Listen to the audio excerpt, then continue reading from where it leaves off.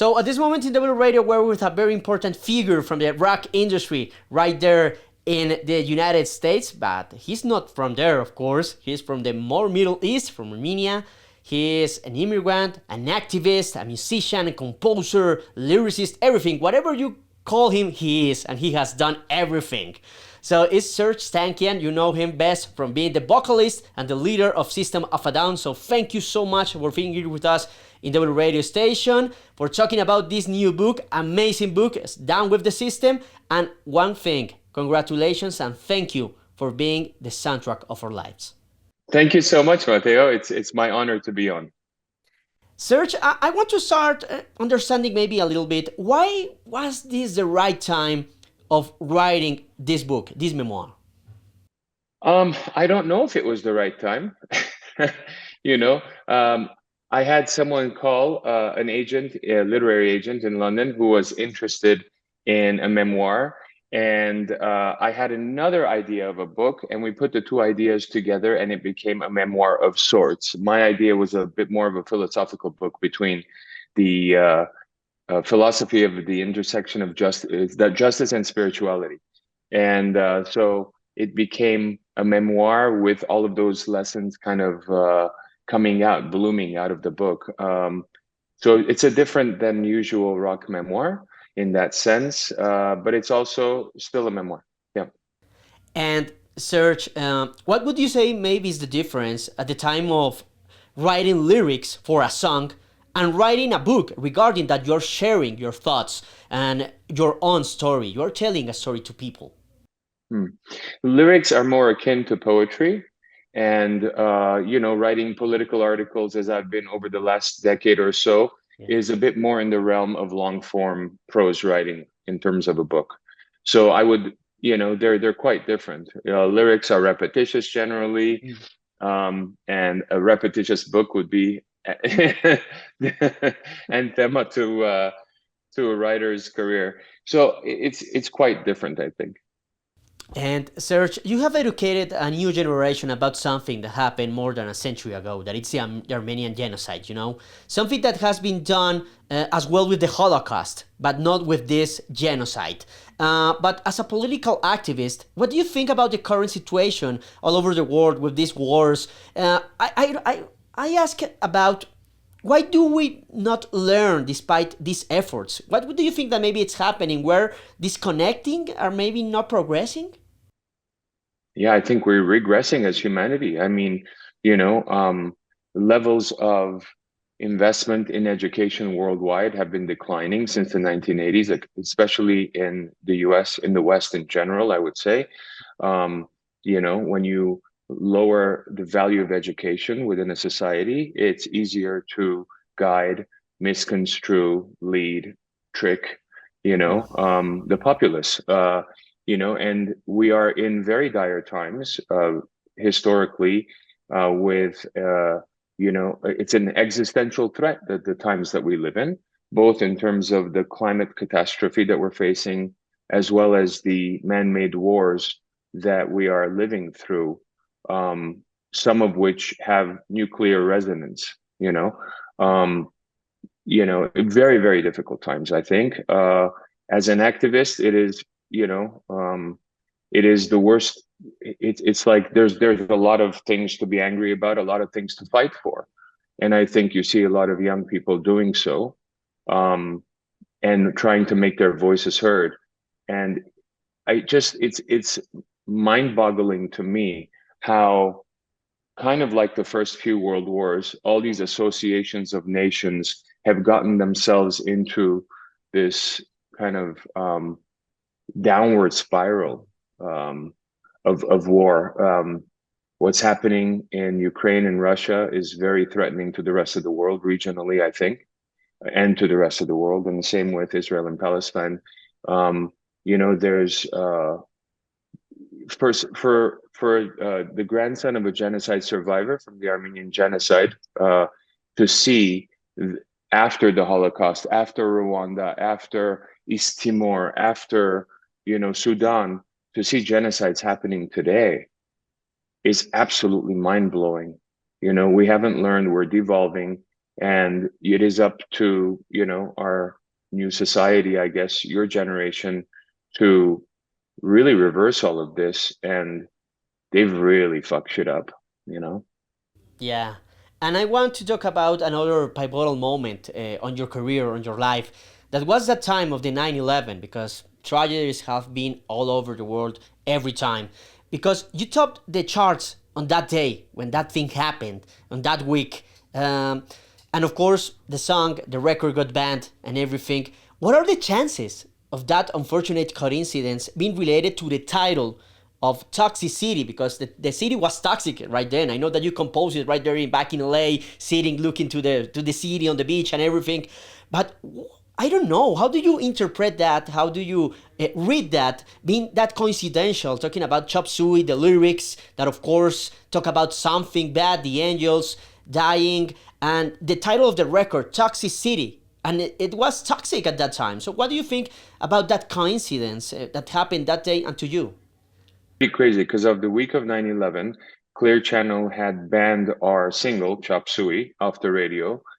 Yet a band known with the name of System of a Down, with a chorus, Trust in My Self-Righteous Suicide, I Cry When Angels Deserve to Die, was the #1 song in the country on the Billboard charts.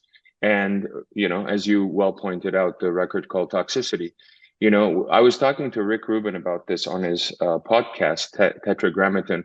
I think, art has an incredible way of distilling the truths and messages from the collective consciousness, sometimes before, sometimes after, sometimes during a particular time and place. And there's no other explanation for something like that. Of course, we had written, Darren had written Chop Suey, the song, a year or two before, probably, I'm guessing, just the riff of it and the ideas of it without full completion. There's no way. Same with the song Jet Pilot, like, so it's kind of crazy, but it happens. It happens, yeah.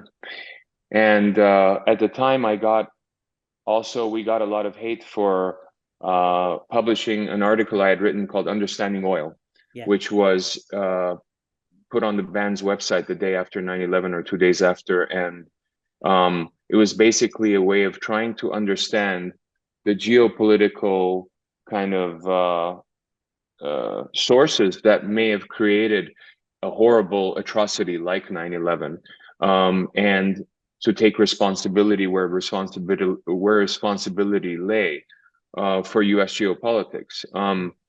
Now it's a very simple read and it makes total sense, but at the time there was a lot of reaction, a lot of negativity, a lot of anger, death threats against myself and the band.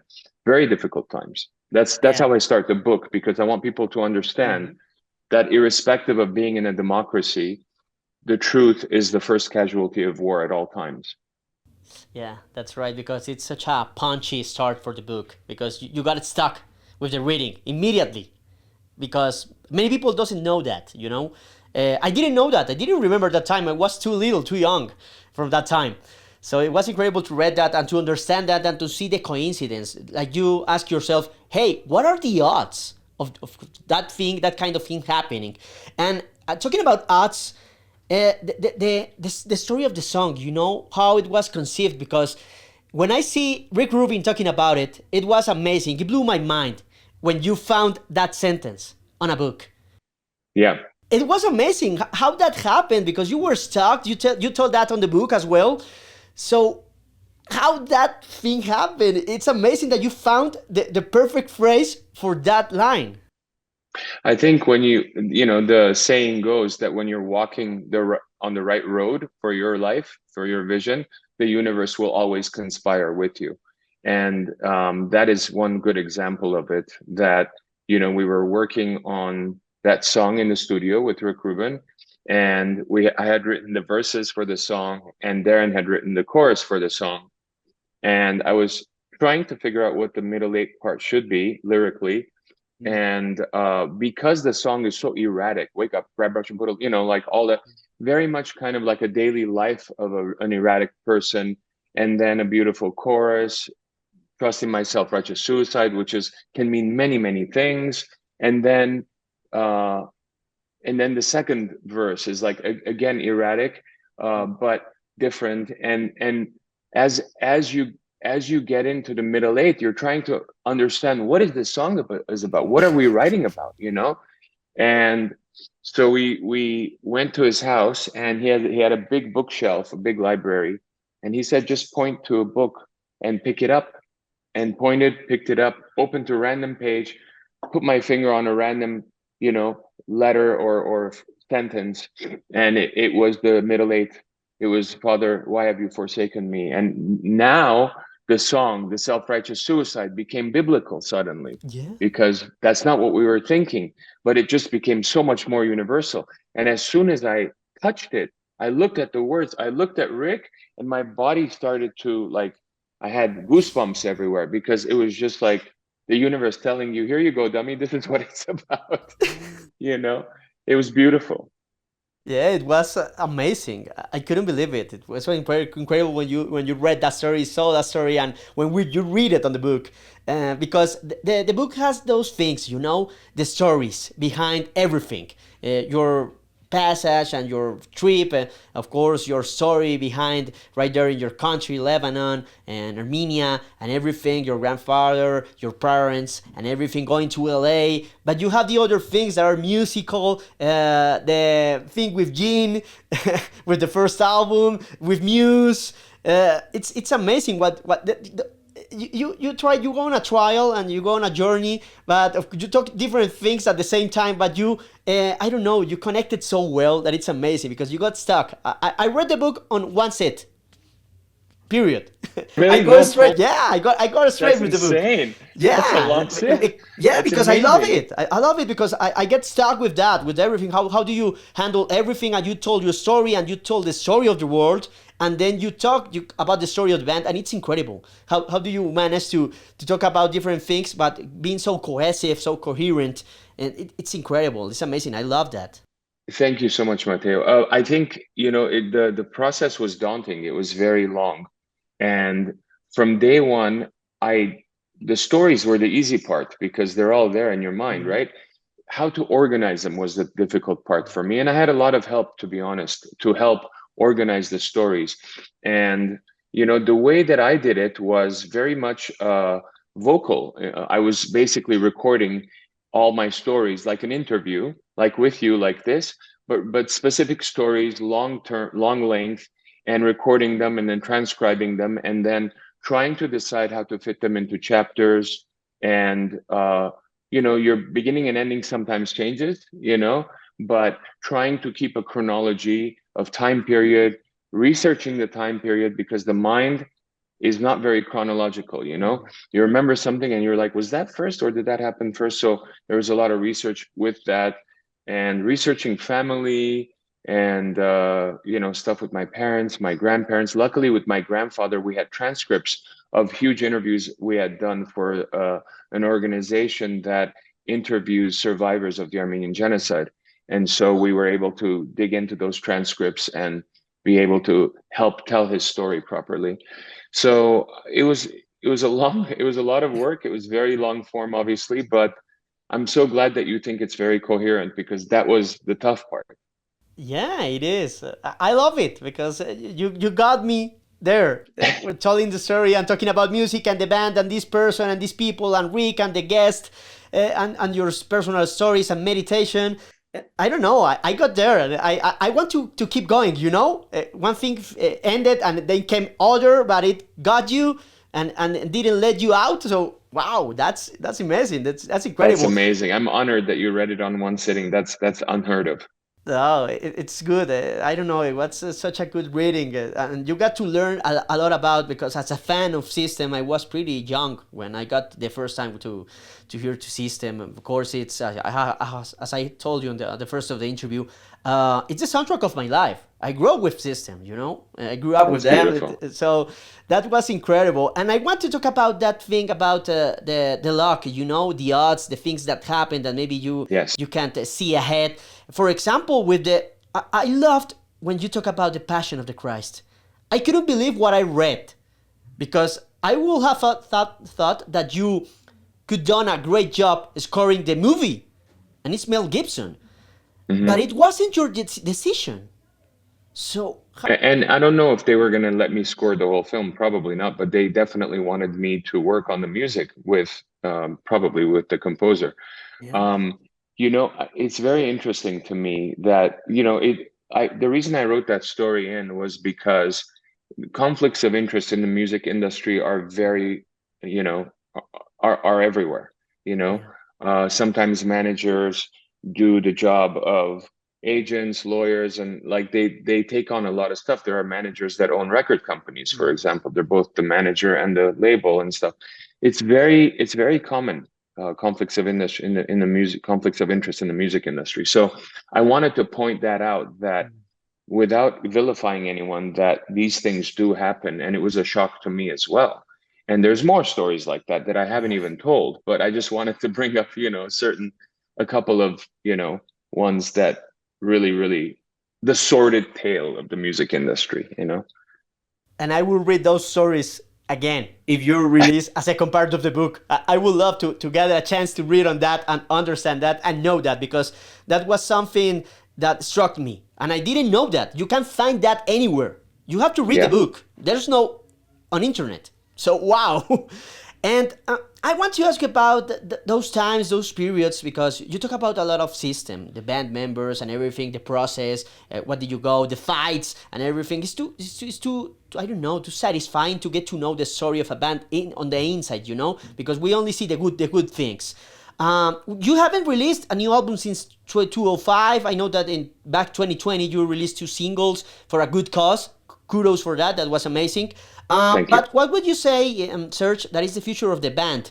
Because I have read and understand in the book that back in 2017 they told you, hey, we got to look for a new vocal player because you didn't want to sing and to go with us. So what would you say about the future of System? Because we miss you guys. We want you back again, back on the road. Here in Colombia, we love you. You can't imagine the fan base that you have here. I know that you haven't come here to our country. We played in Colombia a number of years ago, but we have played in Colombia. Yeah. We played a big festival in Colombia, and it was beautiful. I really enjoyed it. What year was it? I'm trying to think. Maybe 2017, 2018, maybe 2000, maybe earlier, maybe 2013. It's been a while either way, but we have been to Colombia. Yeah. Oh, that's beautiful. And what do you remember from that time? I remember the show. It was a big festival. I remember being in the city, and I remember the incredible coffee, because I'm a coffee fiend. Yeah. I know that we coffee? wanted, we wanted to go to Medellin, but we didn't have enough time. We wanted to go to Cartagena, but we didn't have enough time. We were just in and out. We were on tour in South America, of course. But I would love to come back one day with my family and look, you know, really go around the country. I remember going to a beautiful city and seeing a museum and having lunch with a friend. I'm trying to remember what it was, but it was very close to Bogota. So I don't remember. But it was a beautiful time. That's incredible. That's amazing. Because I know you're doing your thing, your stuff now with the book and doing the promotion and everything. I know that it will be so far to see you guys again reunited because you're on your own things. But it will be something that maybe we can wait for the future or not, or it's difficult, or maybe... Why not? I mean, you know, we are doing separate shows. We're not doing major tours, but we are doing one-offs here and there. We did Sick New World last year and this year in Las Vegas, which is a festival that we've helped curate, and we're going to be doing a show in Golden Gate Park in San Francisco in August. And so, you know, we'll make our way slowly but surely. Oh, that's great. We'll be waiting for you guys. And I want to ask you about another thing, because that's always I don't know, it surprised me as well. The manifesto. The manifesto. That was pretty crazy, you know. I know that being in a band is like being with a family, you know. It's not always so good, harsh. You have your fights and everything. You maybe don't agree on the same things. But why did you do that? Did you ever thought that maybe it was a bad idea? I don't know. You know, I was always an activist before becoming an artist, you know, and for me, egalitarian equality, justice was always important in my life. And I was trying to infuse those beautiful things within a metal band, rock band structure, which is, as you said, insane. But for me, that's normal, you know? So I was trying to do that. And for me, having written it down was easy because, you know, you forget things. And that way you say, these are the points that I think are great in terms of creating equality within the band for us to move forward, that I would love to move forward in this direction. And, you know, for me, I had to make it a line in the sand only because I knew that I didn't want to go back to things the way that they were relationship-wise within the band in terms of creative decisions, control, and all of that. So for me, as an adult, as someone who knows who I am, I know what, you know, what I see happening. I made those suggestions. I considered them as suggestions. We call it a manifesto, almost as a half joke, you know, but it didn't work, and of course that's not surprising, given the dynamics of a band, the interrelationship, the squabbles, the good and bad, and but I'm proud to say that we all love and respect each other no matter what. We share our heritage. That's important to us, and irrespective of what we see as the band's future or not see as the band's future, or our creative differences, which are most of our differences, our creative differences. That is something to be proud of, because that means everyone in the artist is a band. Everyone in the band is an artist, excuse me. Yeah. That's what that means. And to me, that's a high quality problem. And Serj, of course, at the time of doing any activity, you learn something. You change in a kind of way, you know? So how did writing this book change you? What would you say maybe to your younger self, now that you make a resume of your whole history, if you had the chance to do something differently? Well, there's two questions there. So writing the book has definitely changed me immensely. I'm very grateful for it because I've learned a lot about my own life. I've learned a lot about my parents' life and my grandfather more than I knew before. And, you know, and helped put kind of like you don't have opportunities to spend a year and a half digging back retrospectively and looking at your own life and going, oh my God, what decisions did I make there? I call it paid therapy, you know? Yeah. That's what it was to me. It's like going back and saying, why did I make that decision? Oh, it's because this happened after, and that's what I was going through before. And you don't see that living your life, you know? Yeah. So it's been incredibly valuable for me just from that angle alone. And as far as what I would tell my younger self, it would be nothing, because without the mistakes made, I wouldn't be who I am today. Without the lessons learned, I wouldn't be here, you know? That's amazing. Beautiful reflection. I love that insight and everything, because the story, it's so illuminating, you know. You learn a lot of different things about history, about music, industry. It's so complete, you know. When we saw you, a figure like you, we don't think about what's behind that person, you know. So that's incredible to get to see, and of course thanking you of revealing those things from you, because it's so personal, so intimate. You get to a point that you're seeing you, talking to you, and telling the story to you, you know, not that you're reading a book. So that's beautiful, and that's amazing, and of course congratulations for that, because it's such an thoughtful book, you know, so I don't know, meticulously created, drafted, written. I love it. It's amazing. It's such a pleasure, and what an honor to talk to you, such a legend, a rock star, and everything that changed our lives back in the time with those lyrics, those songs that we have heard from a long time, more than 20 years. So thank you so much, Serj. Gracias, Mateo. Thank you so much. Finally, I want you to invite all of the Colombian fans to go and check it out, this book, to get their hands and read Down with the System. That's awesome. Yeah, no, I'm honored, and we're getting incredible response from friends all around the world from the book, like yourself. And so, yeah, I'm loving the responses, and people are really enjoying it and asking questions and sending comments and posting pictures with the book. And it's way more than I expected, to be honest. You know, when you as an artist, when you put something out, you don't think of a reaction. You just do what you're supposed to do. You know, you do the best possible work and you put it out there, and then you don't know, you know. but it's been quite amazing seeing the reaction. So I'm very grateful. Thank you so much. No, thanks to you, Serj. And as Abba says, thank you for the music. Thank you. I love Abba. Thank you so much. Have a nice day. Take care and You good too. luck. Ciao. Thank you. Ciao.